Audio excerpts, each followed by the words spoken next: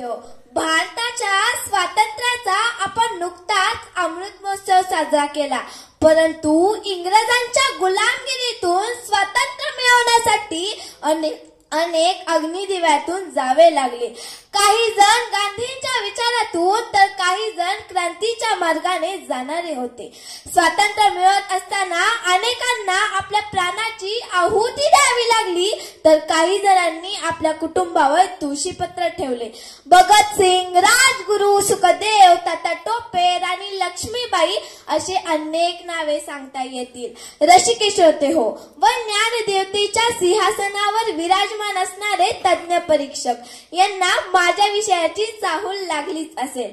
मी गुलमोहर English medium school माईनगर ची विद्यार्थिनी विभूतीराम रेवायचय. विषय मांडते माझा आवडता क्रांतिकारक स्वातंत्र्यवीर वी. दा. सावरकर अर्थात विनायक दामोदर सावरकर.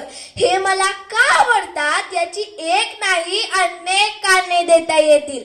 ते विद्यासंपन्न होते, प्रतिभा संपन्न महाकवी होते, लेखक होते, तसेच हिंदू तत्वज्ञ आणि भाषाशुद्धी व लिपीशुद्धी या चळवळीचे प्रणेते होते, बुद्धिमान होते, स्वातंत्र्यनिष्ठ होते, एक समाज सुधारक होते, एक क्रांतिकारक होते व महापुरुष होते. अशा या महान क्रांतिकाराचा जन्म नाशिक येथील बघूर येथे 28 मे 1823 रोजी झाला. लहानपणापासून ते हुशार, बुद्धिमान व हजरजबाबी होते. मी त्यांच्या लहानपणाचा एक प्रसंग सांगते. एका वक्तृत्व स्पर्धेमध्ये ते बोलत होते. स्पर्धेतील भाषण उत्कृष्ट झाले, परीक्षकांनाही फार आवडले, पण परीक्षक म्हणाले भाषण उत्तम झाले, पण हे विचार या लहान मुलाचे वाटत नाहीत. त्यावेळी सावरकर म्हणाले, तुम्ही तज्ञ मंडळी ज्ञानेश्वरांनी लिहिलेली ज्ञानेश्वरी अमान्य कराल. असे हे निर्भीड सावरकर म्हणून मला आवडतात. प्राचार्य शिवाजीराव भोसले आपल्या व्याख्यानमध्ये सावरकर म्हणजे काय तर पडत्या काळामध्ये ज्याचे कण राष्ट्राला सावरतो तो सावरकर.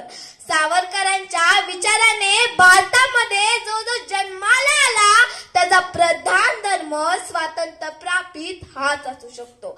झाले बहु होतील बहु, परंतु या हा अलंकार फक्त तात्यारावांसाठीच म्हणजे स्वातंत्र्यवीर सावरकरांसाठी शोभून दिसतो. हिंदुस्थानाच्या स्वातंत्र्य लढ्यात आंतरराष्ट्रीय स्तरावर क्रांतिकारक चळवळ संघटित करणारे आद्य क्रांतिकारक म्हणजे माझे आवडते क्रांतिकारक वी. दा. सावरकर. दोन देशांच्या सरकारांनी ज्यांच्या ग्रंथाच्या प्रसिद्धी पूर्वीच बंदी घातली असे आद्य पदवीधर म्हणजे आद्य लेखक म्हणजे माझे आवडते क्रांतिकारक वी. दा. सावरकर. हिंदुस्थानाच्या स्वातंत्र्य लढ्यात भाग घेतला म्हणून ज्याची पदवी विद्यापीठाने काढून घेतली असे आद्य पदवीधर म्हणजे माझे आवडते क्रांतिकारक वी. दा. सावरकर. हिंदुस्थानाच्या स्वातंत्र्य लढ्यात सहभागी झाल्यामुळे ज्याची बॅरिस्टर पदवी नाकारण्यात आली असे आद्य विधिज्ञ म्हणजे माझे आवडते क्रांतिकारक वी. दा. सावरकर. विदेशी